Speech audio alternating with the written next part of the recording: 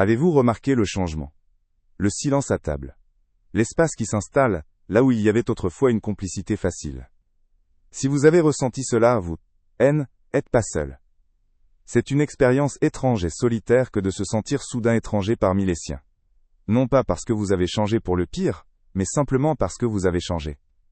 Le paradoxe est là.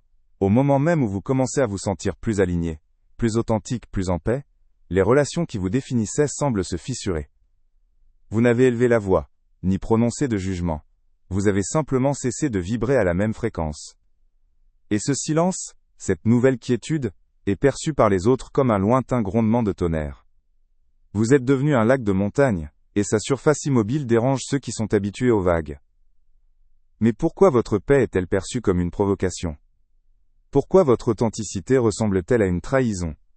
Cela commence presque toujours de la même manière, par votre silence. Pas un silence hostile ou boudeur, mais un silence d'observation. Un silence plein. Autrefois vous auriez participé à la conversation de la même manière que tout le monde. Les plaintes rituelles sur le travail, les commérages sur un membre de la famille absent, les débats passionnés sur des sujets qui, vous le réalisez maintenant, ne servaient qu'à brasser de l'air et à éviter les vraies questions. Aujourd'hui vous écoutez.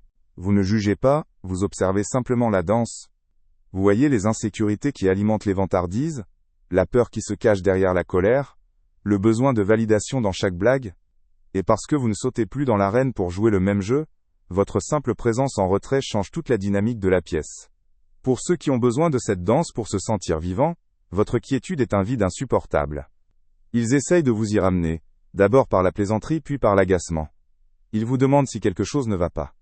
La vérité c'est que pour la première fois, beaucoup de choses vont bien. Mais comment expliquer que votre bien-être crée un tel malaise? Et voici ce qui se passe ensuite. Quand vous parlez, ce n'est plus pour remplir le vide. Vous parlez avec intention. Vous partagez une prise de conscience, une nouvelle perspective, ou vous posez une question qui va droit au cœur du sujet. Vous ne le faites pas par arrogance. Vous le faites parce que vous ne savez plus communiquer autrement. L'inauthenticité est devenue physiquement inconfortable pour vous. Mais pour ceux qui vivent dans un monde de non-dits et de contrats sociaux tacites, votre vérité sonne comme une agression. Imaginez que chaque famille ou groupe d'amis est un petit bateau. Depuis des années, il y a un accord silencieux pour ne pas trop le faire tanguer, pour que chacun reste assis à sa place. En étant simplement vous-même, en disant ce que vous pensez vraiment avec calme et respect, vous vous levez. Vous ne cherchez pas à faire chavirer le bateau. Vous voulez juste voir l'horizon. Mais pour ceux qui sont assis, votre simple présence debout crée un déséquilibre terrifiant. Votre authenticité n'est pas reçue comme un cadeau, mais comme une pierre jetée dans gel étant de leur confort. C'est là que le mécanisme devient plus profond, plus subtil. Votre paix intérieure devient un miroir. C'est inévitable. Votre quiétude est un lac de montagne. L'eau est si calme, si claire, qu'elle ne peut faire autrement que de refléter le ciel, et le visage de celui qui s'y penche. Quand une personne pleine d'agitation, de doute ou de regrets non avoués, se trouve face à votre calme, elle ne voit pas votre calme. Elle se voit elle-même, reflétée. Votre capacité à ne pas réagir à la provocation reflète son propre manque de maîtrise. Votre choix de voir le bon côté des choses reflète sa tendance à se complaire dans le négatif. Votre contentement simple reflète son sentiment de manque incessant. Et la réaction humaine la plus courante face à un reflet que l'on n'aime pas n'est pas l'introspection. C'est de blâmer le miroir. De le trouver arrogant, froid, distant, jugeant. Ils ne vous disent pas « ta paix me montre ma propre guerre intérieure ».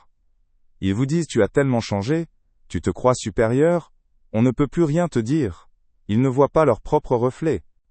Ils voient un jugement dans le miroir. J'ai observé ce phénomène d'innombrables fois. Une femme que je connaissais a commencé un profond travail sur elle-même après un burn-out. Elle a cessé de boire de l'alcool, a commencé à méditer, et a trouvé une joie simple dans la nature.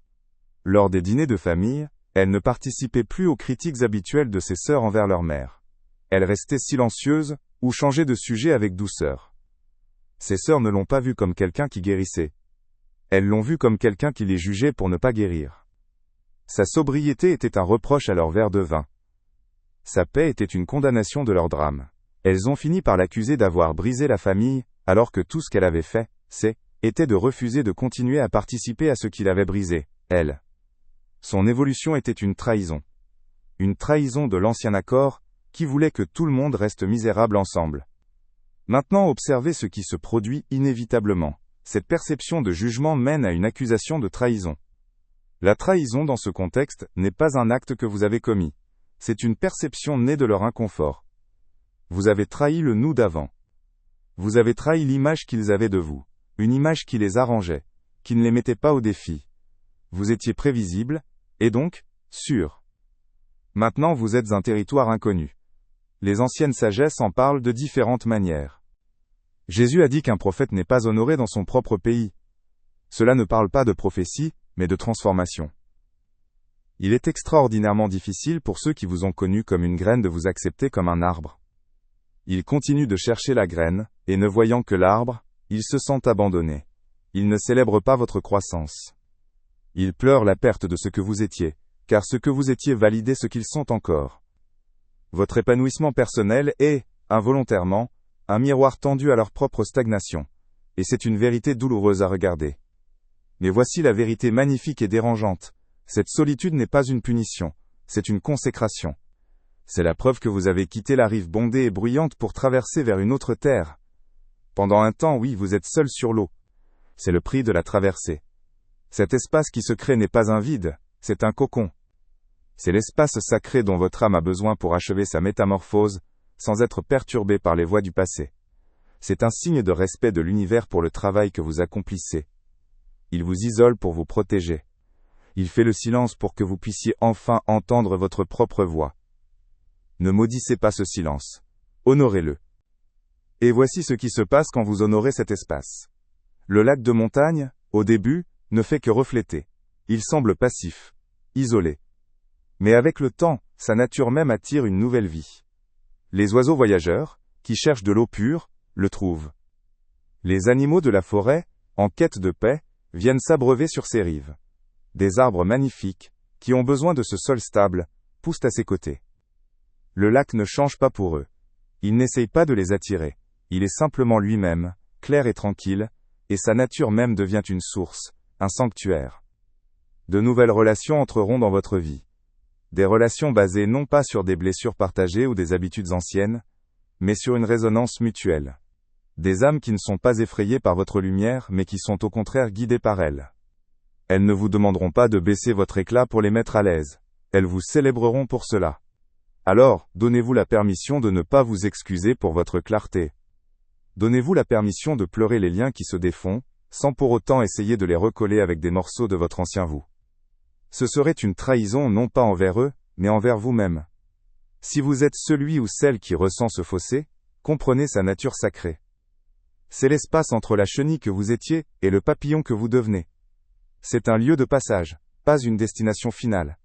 Honorez le courage qu'il vous a fallu pour grandir, même au risque de vous retrouver seul.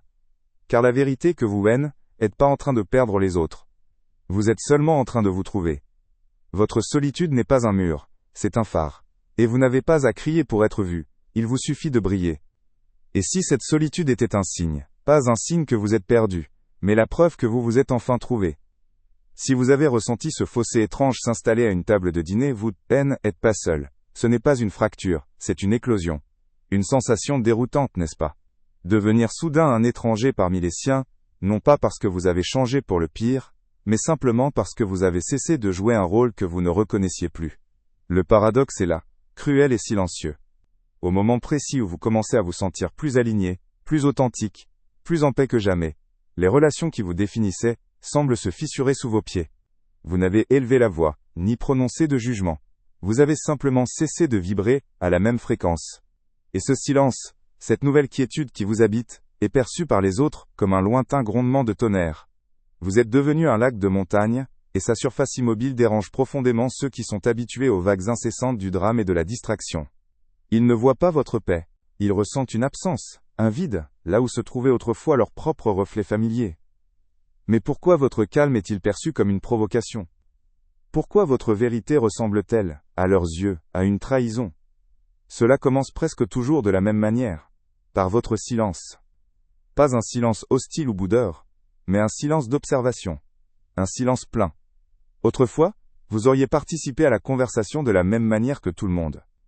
Les plaintes rituelles sur le travail, les commérages sur un membre de la famille absent, les débats passionnés sur des sujets qui, vous le réalisez maintenant, ne servaient que à brasser de l'air, et à éviter les vraies questions.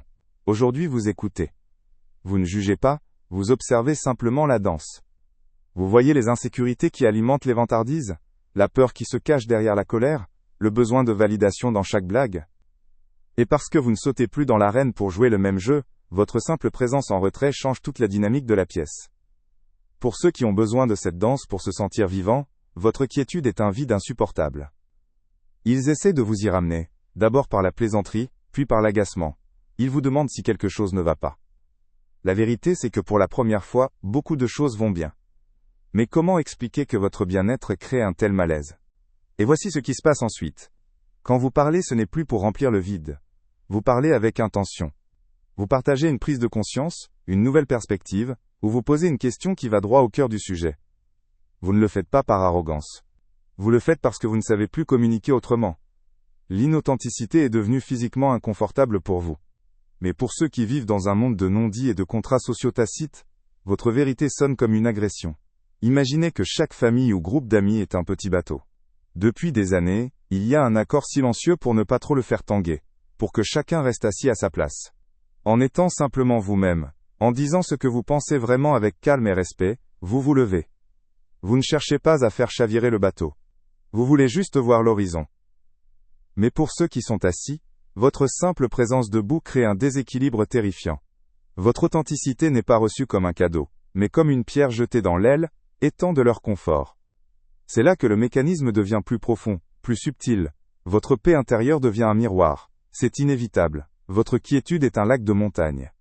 L'eau est si calme, si claire, qu'elle ne peut faire autrement que de refléter le ciel, et le visage de celui qui s'y penche. Quand une personne pleine d'agitation, de doute ou de regrets non avoués se trouve face à votre calme, elle ne voit pas votre calme. Elle se voit elle-même, reflétée. Votre capacité à ne pas réagir à la provocation reflète son propre manque de maîtrise. Votre choix de voir le bon côté des choses reflète sa tendance à se complaire dans le négatif. Votre contentement simple reflète son sentiment de manque incessant.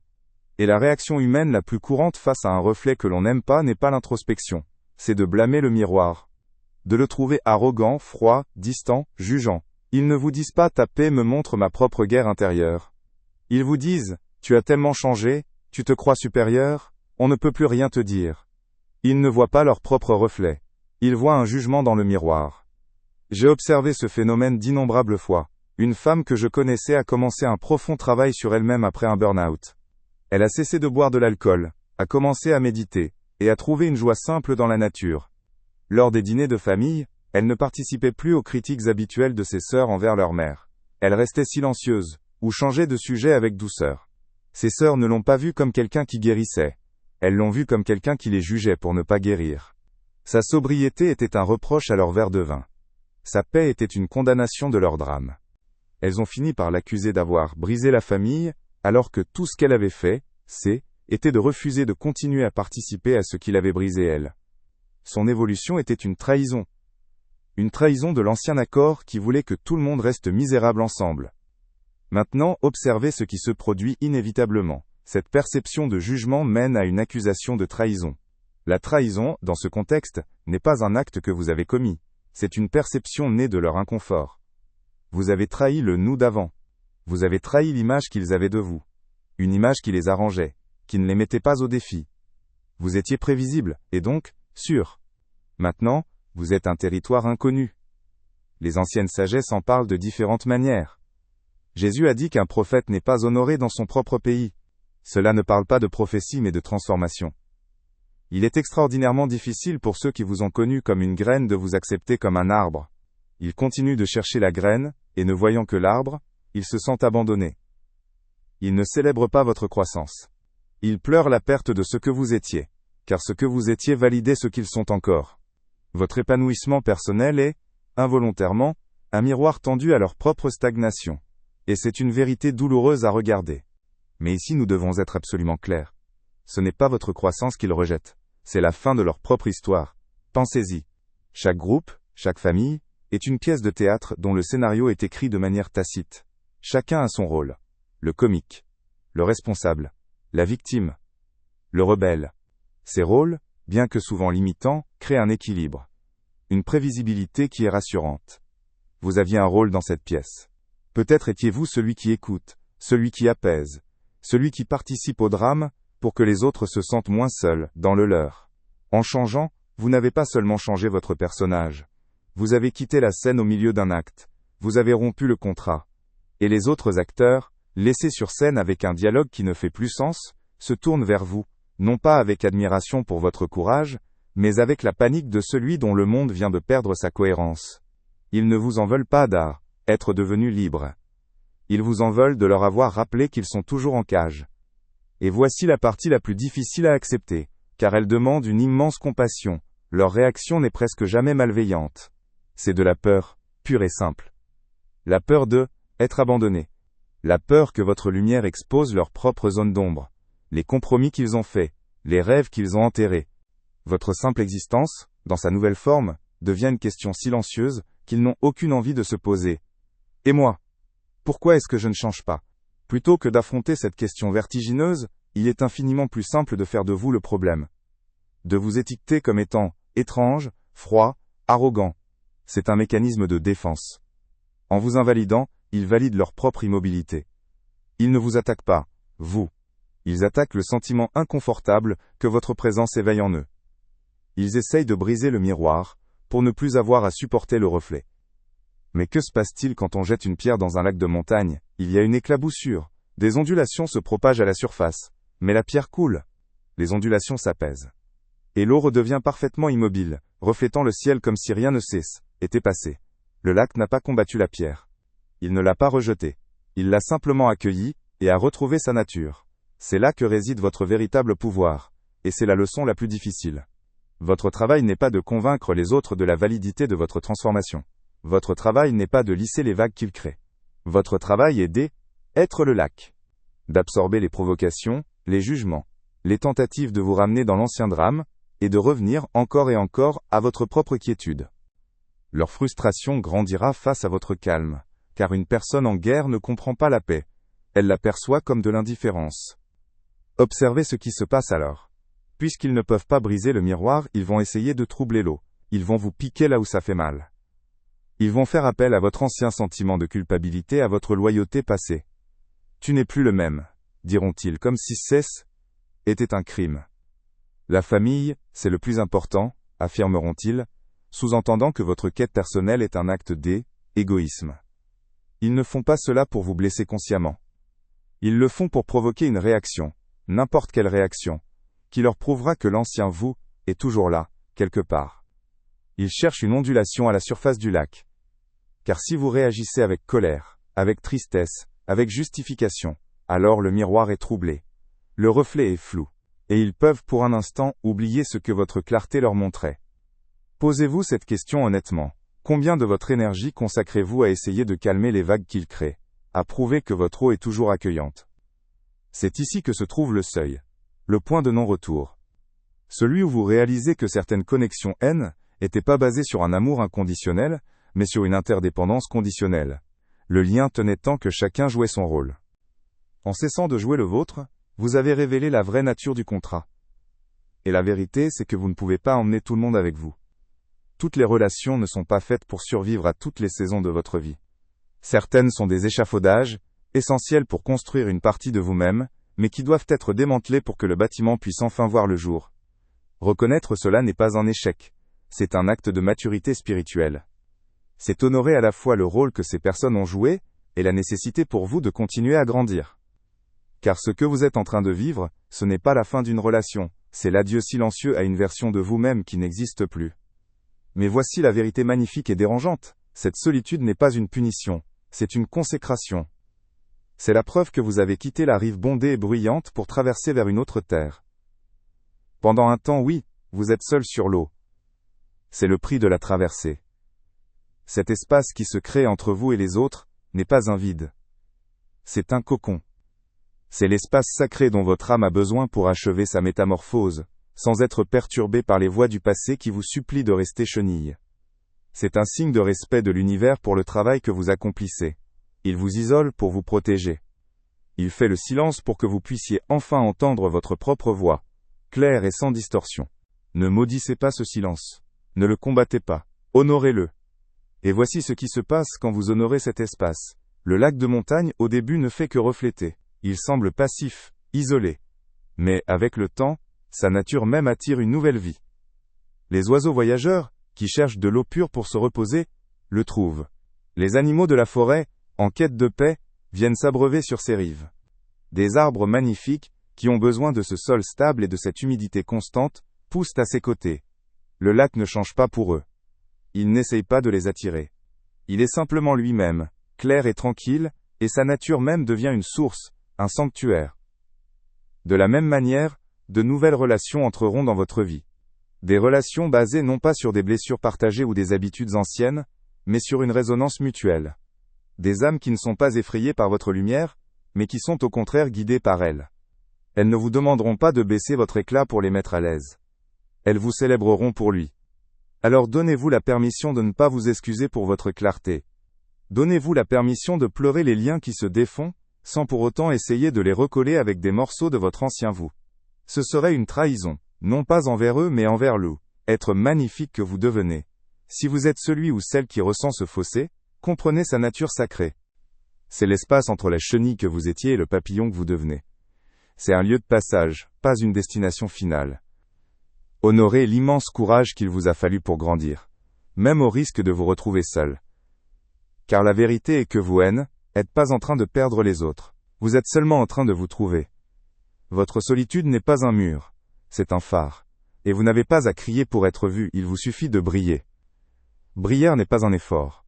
C'est une conséquence.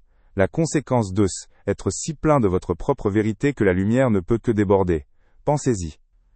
Un phare ne choisit pas les navires qu'il guide. Il ne s'inquiète pas de ceux qui préfèrent naviguer dans l'obscurité, ni ne s'offusque des vagues qui se brisent à sa base. Il ne fait qu'une seule chose. Il existe. Il est ancré dans sa fondation, et il projette sa nature dans le monde. Votre travail n'est plus de convaincre les autres de venir vers votre lumière. Ce temps est révolu. Votre travail est d'être si stable dans votre propre clarté que ceux qui la cherchent, ceux dont les yeux sont prêts à la voir, vous trouveront inévitablement. Permettez-vous de ressentir la puissance de cette position, le sentiment de ne plus avoir à vous justifier, de ne plus avoir à moduler votre éclat pour le confort des autres, de ne plus avoir à vous excuser être un lac de montagne quand d'autres préfèrent la mer agitée. Les tempêtes viendront bien sûr.